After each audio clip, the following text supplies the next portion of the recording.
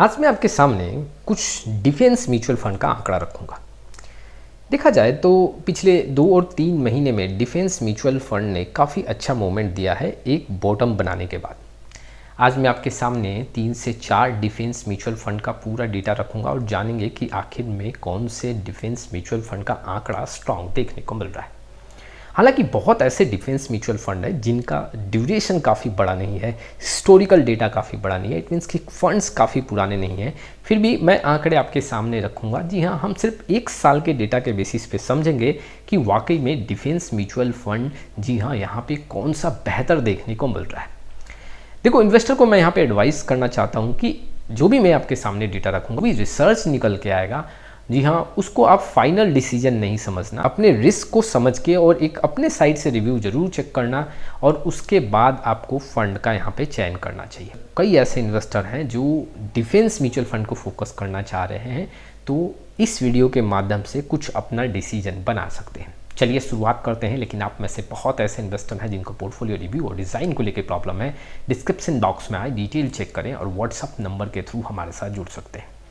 Defence mutual funds जो हैं पिछले 2 से 3 महीने में काफ़ी बेहतर देखने को मिल रहा है और इसके अकॉर्डिंग मैं रिटर्न का यहाँ पे पूरा डेटा कंपेयर करूँगा। उसके साथ ही साथ हम ये भी समझेंगे कि यहाँ पे रिटर्न के अकॉर्डिंग रैंकिंग क्या देखने को मिल रहा है और एवरेज रिटर्न के बेसिस पे कौन सा म्यूचुअल फंड सबसे बेहतर देखने को मिल रहा है। चलिए सबसे पहले हम रिटर्न का यहाँ पे कंपेयर करते हैं। जो यहाँ पे कंपेरिजन है वो HDFC defence fund, Mirae asset BSc India defence ETF FOF, Motilal Oswal Nifty India defence index fund and Aditya Birla sun life Nifty India defence index fund. हालांकि अगर देखोगे तो बहुत ऐसे यहाँ पे फंड हैं जो काफ़ी शॉर्ट ड्यूरेशन के आंकड़ों के साथ हैं, जी हाँ, जिनका हिस्टोरिकल डाटा ज़्यादा नहीं है। सबसे ज़्यादा जो हिस्टोरिकल डेटा देखने को मिल रहा है एचडीएफसी डिफेंस फंड का है। बाकी अधिकतर जो म्यूचुअल फंड है वो काफ़ी शॉर्ट ड्यूरेशन के डेटा के साथ है। एचडीएफसी डिफेंस फंड का अगर मैं आंकड़ा देखूँ तो 2 से 3 साल का आंकड़ा है, बाकी आप देखोगे तो 6 महीने और 1 साल का डेटा आपको देखने को मिलेगा। यहाँ पे मैं सिर्फ 1 साल का डेटा कंपेयर कर रहा हूँ। अगर देखा जाए तो एचडीएफसी डिफेंस फंड में 3 मंथ में जो है वो 12.87% का रिटर्न है, 6 मंथ में 16.11% और 1 ईयर का रिटर्न देखें तो 11.43% के साथ है। Mirae asset BSc India defence जो ईटीएफ एफओएफ है वो 3 मंथ का जो रिटर्न है वो 12.28 है। हिस्टोरिकल डेटा यहाँ पे काफ़ी कम देखने को मिल रहा है। Motilal Oswal Nifty India defence index जो फंड है वहाँ पे 11% के ऊपर पिछले 3 मंथ में, यहाँ पे 6 मंथ में 13 से 14 और 1 ईयर के रिटर्न की बात करूँ तो 4% के ऊपर देखने को मिल रहा है। वहीं पे आदित्य बिरला सन life Nifty India defence index fund की बात करूं, पिछले 3 महीने में 11% से ऊपर, पिछले 6 महीने में 13% और 4% के आसपास पिछले 1 ईयर का जो डेटा यहाँ पे देखने को मिल रहा है। तो रिटर्न के मामले में अगर देखा जाए तो यहाँ पे आंकड़े जो है वो एचडीएफसी डिफेंस फंड का सबसे स्ट्रॉन्ग देखने को मिल रहा है और सबसे वीक जो डेटा यहाँ पे देखने को मिल रहा है वो आदित्य बिरला सन life Nifty India defence index fund का है। मिराई एसेट का भी यहाँ पे डेटा जो है वो पिछले 3 मंथ में जो हिस्टोरिकल डेटा है वो काफ़ी स्ट्रॉन्ग दिख रहा है, बट यहाँ पे सबसे कमज़ोर जो देखने को मिल रहा है वो आदित्य बिरला सन लाइफ का Nifty India defence index fund का आंकड़ा है। अगर एवरेज रिटर्न की बात करूं, जो भी अवेलेबल है डेटा, अगर उसके अकॉर्डिंग देखूं तो एचडीएफसी डिफेंस फंड का जो एवरेज रिटर्न है वो 13.47 है, जबकि Mirae asset BSc India defence ETF FOF का 12.28 है। Motilal Oswal Nifty India defence index fund का जो एक एवरेज रिटर्न है वो 9.56 है।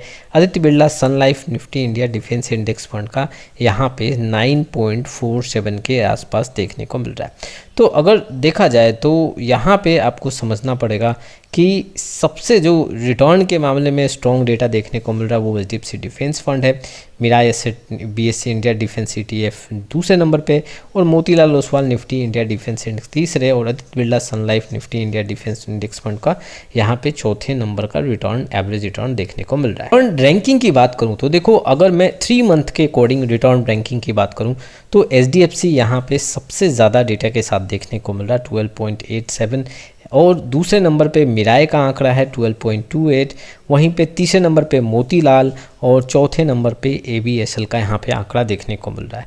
6 मंथ के आंकड़ों के बेसिस पे अगर मैं रिटर्न के रैंकिंग की बात करूँ तो एचडीएफसी फिर से यहाँ पे बेहतर देखने को मिल रहा है 16.11% के साथ। सेकंड नंबर पे मोतीलाल 13.25 और थर्ड नंबर पे ABSL यहाँ पे करीबन 13.19 और मिराई यहाँ पे चौथे स्थान पे। क्योंकि डेटा नहीं है यहाँ पे तो हम कंसीडर कर सकते हैं। 1 ईयर का डेटा देखें तो HDFC का जो है वो 11.43% सबसे फर्स्ट रैंकिंग मेंटेन कर रहा है। सेकंड देखें तो मोतीलाल का आंकड़ा है और थर्ड की बात करूँ तो ABSL, फोर्थ में मिराई का आंकड़ा है।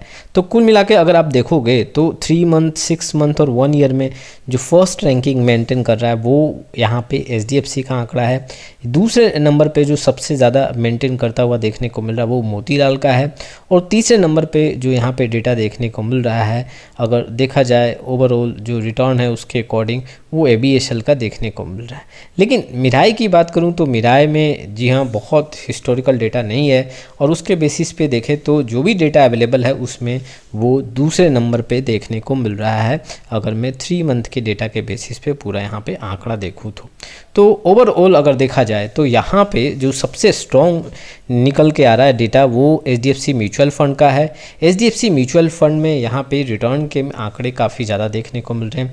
आखिर ऐसा क्यों है कि HDFC जो डिफेंस फंड है वहाँ पे आंकड़े आपको बेहतर देखने को मिल रहे हैं?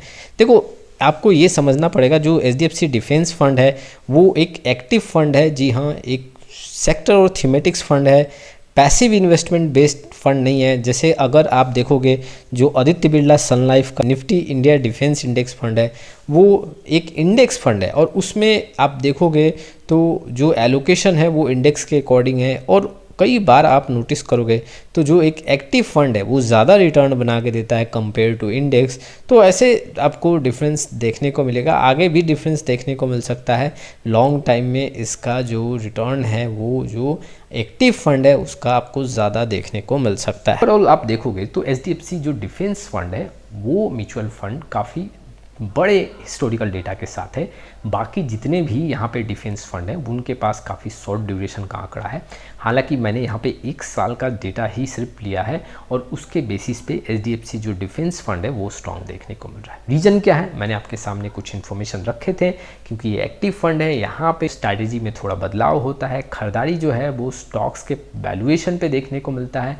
लेकिन जो इंडेक्स, जो डिफेंस इंडेक्स फंड्स हैं वहाँ पे जी हाँ एलोकेशन इंडेक्स के अकॉर्डिंग डिसाइड होता है। तो वैसे कंडीशन में यहाँ पे एक्टिव जो फंड्स हैं वो कुछ ज़्यादा परफॉर्म कर सकते हैं, जो कि HDFC डिफेंस फंड का आंकड़ा हमें देखने को मिल रहा है। तो ये कुछ इन्फॉर्मेशन थे जो इन्वेस्टर के लिए इंपॉर्टेंट थे। आपका क्या राय इस वीडियो को लेकर कमेंट बॉक्स में जरूर आए। फिर मिलेंगे एक नए वीडियो के साथ, तब तक के लिए जय हिंद, जय भारत।